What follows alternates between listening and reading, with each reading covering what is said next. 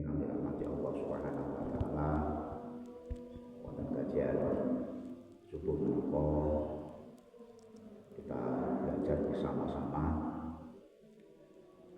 dalam majelis ilmu menika. Kita akan membahas 6 golongan manusia yang akan dimasukkan surga saking Allah Subhanahu wa taala. Wonten salah satupun hadis yang diriwayatkan Muslim, Rasulullah SAW dawuh bersabda, 6 golongan manusia yang akan dimasukkan oleh Allah Subhanahu wa taala ke surga niku inggih menika nomor sepisan, nomor sepindah inggih menika tiyang ingkang jujur. Jujur walau gampil diucapkan, sulit dilaksanakan. Jujur kepada diri kita sendiri, jujur kepada manusia itu memang sulit sekali, karena jujur ini adalah kesesuaian antara hati, ucapan, serta tindakan. Bahkan orang yang jujur ini akan dijamin oleh Allah Subhanahu wa taala berupa surga. Jujur di rumah, jujur di kantor, jujur di pasar, jujur di tempat kerja, sebagaimana sifat jujur ini dicontohkan oleh baginda Rasulullah SAW ketika Rasulullah SAW itu berdagang, itu memiliki sifat jujur, boten bohong, boten ngapusi. Terusipun sifat jujur ini memang sulit, tapi kita bersama-sama belajar.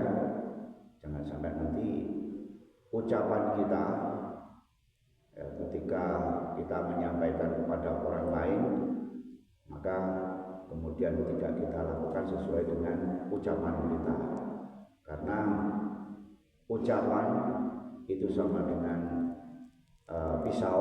Apabila tidak bisa menjaga lisan kita, ucapan kita, maka pisau itu akan menghunus, menebas diri orang yang mengucapkan tersebut. Oleh karena itu kita sama-sama belajar, mudah-mudahan kita memiliki sifat jujur.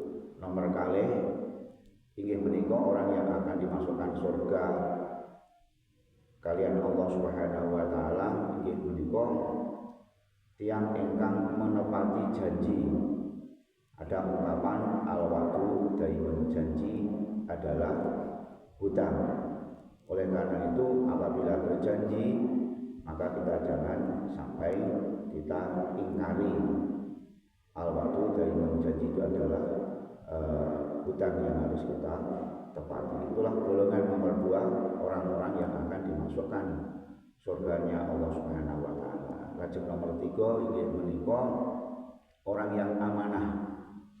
Amanah itu yaitu apabila kita dititipi sesuatu, jabatan adalah amanah, atau dititipi sesuatu barang kepada orang lain, maka barang itu jangan sampai ada yang kurang sedikit pun. Termasuk kita dititipi, diamanai jabatan, maka jangan sampai disalahgunakan, karena ada pertanggungjawaban di hadapan oleh Allah Subhanahu wa taala nanti di akhirat.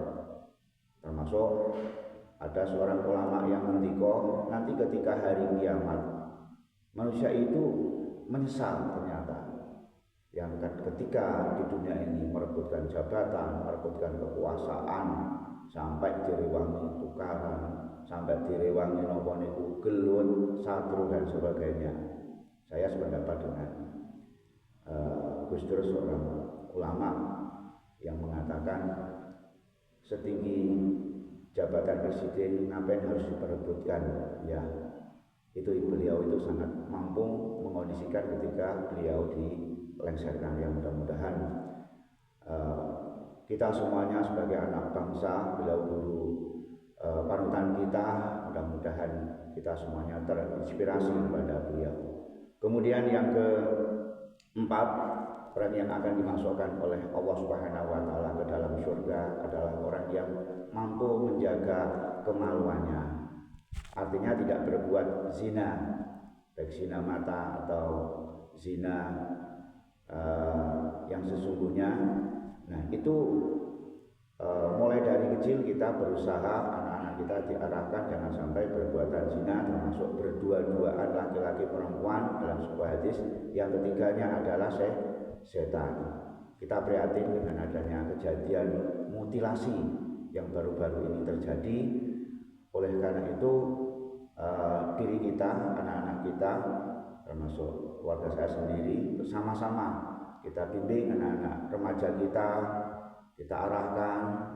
Mungkin yang belum bisa memakai hijab, dipakai hijab, dikontrol kemana saja perginya, kita awasi. Karena sekarang ini memang tantangannya lebih berat daripada orang-orang dulu. Oleh karena itu, dengan perkembangan ilmu dan teknologi yang sangat mudah kita melakukan, tinggal mencet, kita akan terpengaruh oleh hal-hal yang negatif. Maka perlu adanya kita sebagai orang tua tidak henti-hentinya mengontrol anak-anak kita, mendidik anak-anak kita, karena nanti di akhirat itu ada pertanggungjawaban di hadapan oleh Allah Subhanahu wa taala. Kemudian yang kelima adalah orang yang dijamin surga oleh Allah Subhanahu wa taala adalah menjaga pandangan kita. Ini yang mabet ya. Pandangan kita memandang umpamanya kemana saja, pandangan kita apabila memandang sesuatu kemaksiatan, kita berusaha untuk menundukkan kepala. Termasuk seorang wanita yang baik itu adalah selalu menundukkan kepala apabila dipandang orang-orang laki-laki yang bukan muhrimnya. Yang keenam adalah orang yang akan dijamin surga oleh Allah Subhanahu wa taala menghindari kemaksiatan dari kedua tangan kita. Jangan sampai nanti tangan kita gunakan untuk memukul atau menyakiti orang lain. Demikian 6 amaliyah yang akan dijamin surga oleh Allah Subhanahu wa taala, dan mudah-mudahan kita sama-sama kita bisa melaksanakan dan nantinya akan membawa diri kita keselamatan, kebahagiaan di dunia wa dunya wal akhirah. Amin amin ya rabbal alamin. Materi pada pagi hari ini mudah-mudahan ada guna dan manfaatnya. Menawi ada kekurangan, kesalahan, kekhilafan dalam ilmu Islam, wassalamualaikum warahmatullahi wabarakatuh.